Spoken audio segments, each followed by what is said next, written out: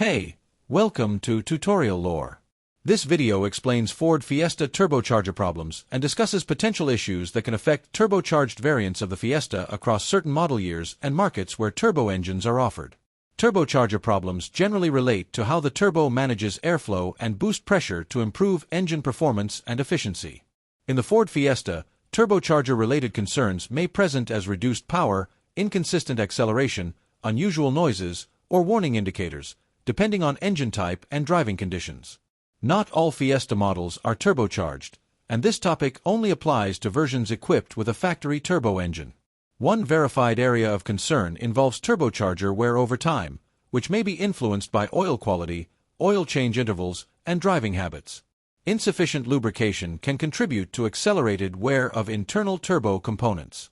In some cases, boost pressure irregularities may be linked to control systems associated with the turbocharger rather than the turbo unit itself. Older generations may experience different patterns compared to newer models due to design updates and software calibration changes. This video explains commonly documented causes and patterns.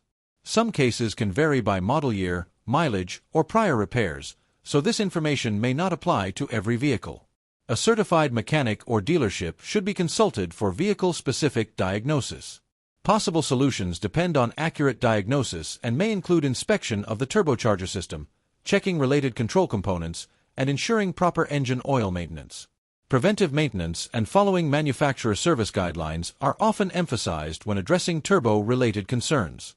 When looking at broader ownership trends from verified automotive sources, turbocharger-related issues are not universal and tend to vary by engine variant, usage, and maintenance history.